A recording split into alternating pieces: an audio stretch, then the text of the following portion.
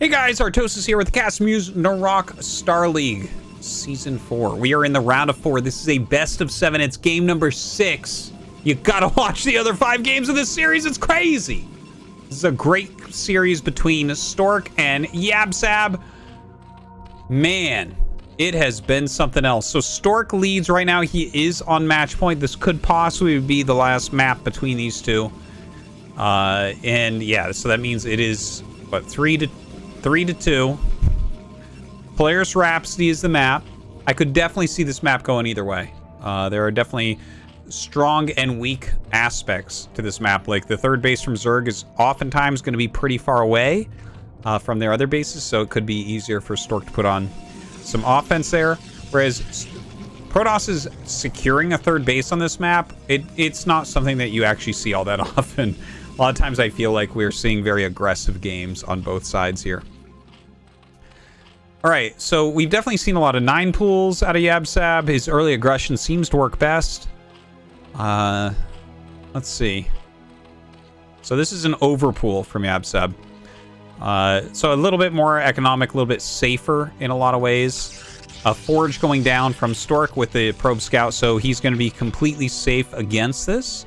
This used to be the 2 most common builds. It's Forge Fast Expansion against Overpool. So both these guys really going to know exactly how to play in this situation. But yeah, I'm kind of looking forward to seeing, like, the next portion of the early game.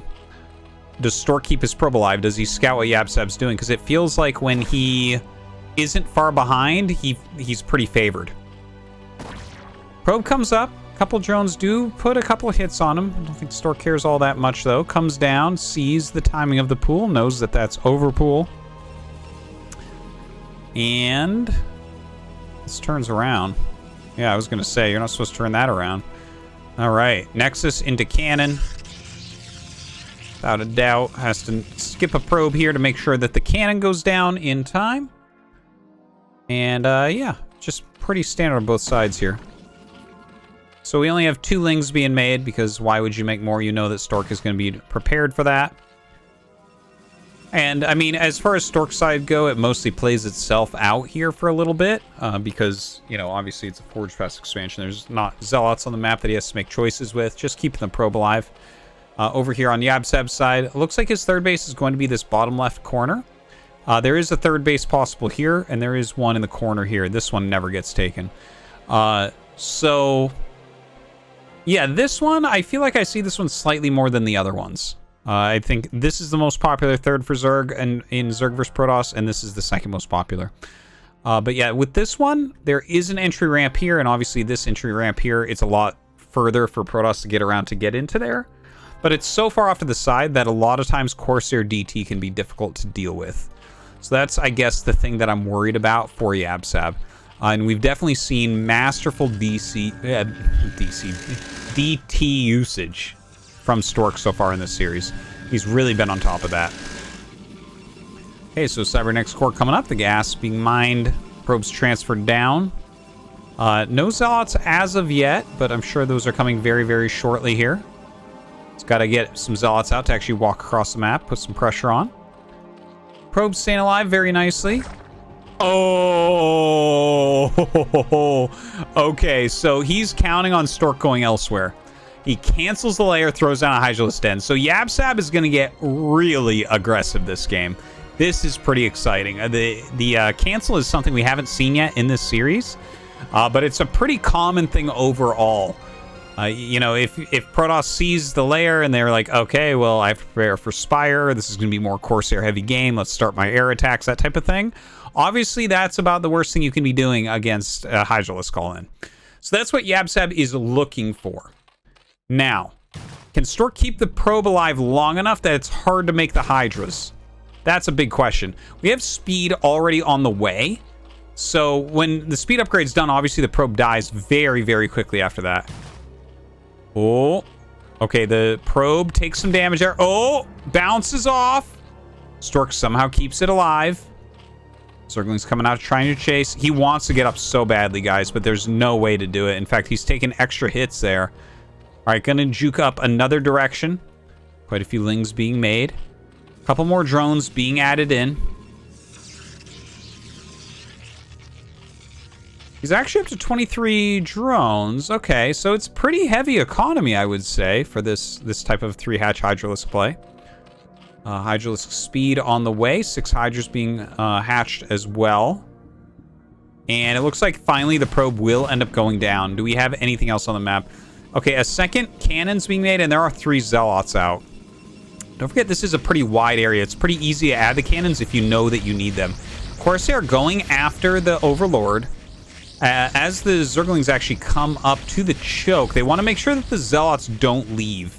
And not that they can fight the Zealots, but they could run past and get up into the main base, which you never want to have happen. Now, here we go. He does kill an Overlord, which supply blocks yabsab, but yabsab has his Hydras up here. So this is the first Stork knows of it.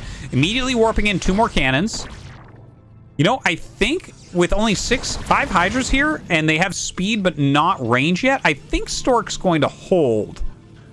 Because he's warping in the cannons behind. I think yabsab has to go into a macro game behind this. Okay, let's see, though. He runs up. Those Zerglings getting on top of the Zealots. Immediately targeting down the first cannon there with the Hydras. Second one going to be harder to get to. He's taking a lot of damage from these Zealots and the cannons, though, already. All of his Zerglings dead. 5 Hydras remain. More being rallied up right now. The Zealot pops out, does run back. And goodbye to the Forge. But is that going to be that problematic for Stork? He's actually got a good, solid amount of cannons right now. He's going to have 5. More Hydras coming. Corsair actually doing some great scouting and realizes that there is not a layer as of yet. So still, and with a macro hatch coming, it's a slightly higher economy than a lot of Hydralins that we do see. But yeah, it's like there's no reason for him to be afraid of things like mutas, which means that he can go very heavy gateway here. Like, look, you don't have to make any more Corsairs. You can sit on the single Corsair, the one Corsair, and just go up into your +1, Psystorm, and all that. Now look at this. The Hydras dive for they get a cannon. There are a couple more cannons on the way. They might actually be able to deny that. Ooh, the DT.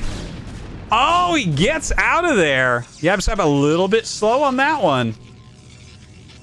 You know, with these additional cannons coming up, Yabsab's attack is not really going to do very much. He does have to look out, though, for the DT coming around the map. And Stork actually cancels like 4 cannons there, so it's going to be pure gateway adds from here. I think he's figured it out. If you overmake those cannons, then it can slow down your attack quite a bit. Oh! A 6 Storm there. Lots of damage on these Hydras, killing a few as well. Corsair still swooping in. Getting that scouting intel. Layer has been started now. Very important to know. DT following some of these drones. We actually do have an Overlord over here, so it seems like he's pretty well defended against this DT, which doesn't have any kills yet. Hydra's coming down towards that DT as well. The Corsair still kept alive. But look, the gateways coming up right now, like, here's 2, 6, 7. Okay, so he's going up to 7 gates. Psystorm is already done. Kadarin Amulet on the way for holding additional storms, starting with more mana as well. +1 in legs still on the way. Of course, his Forge died very, very early, so a little bit late on those upgrades. But honestly, like, I think that Stork should be feeling pretty strong. I don't think you're expecting a Spire to really mess you up at this point. Like, we see it's only now started, so for sure he's going to be out on the map before mutas can be made, which is going to force more Hydras to be made defensively for Yabsab. So yeah, it feels like Stork has gained control after stopping that Hydra bust. Okay, +1. Legs, Kadarin Amulet, all still coming. I almost feel like Lurker is almost like more what you want to get here as Yabsab, but I understand it could be difficult, right? Like, if he goes into a more goon-heavy play, then how are you going to hold the 2 different positions so close, or so far away, rather, with those Lurkers? Now, here comes Stork. He's got his legs. +1 again, almost done. Robo on the way, as well as that range upgrade. Oh, the Hydras want so badly to pick off some of these High Templar. All right, Zealots force them back.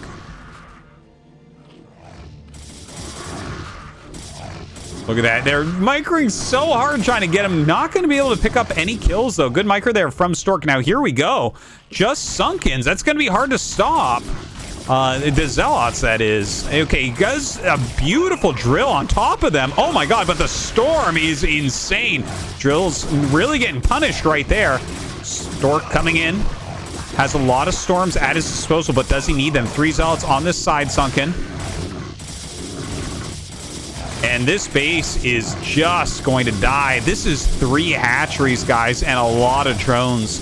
Yabsab in a terrible spot. Now, he is making some mutas. So the mutas are... This feels like a last-ditch effort for Yabsab. The mutas have to do a lot here for him.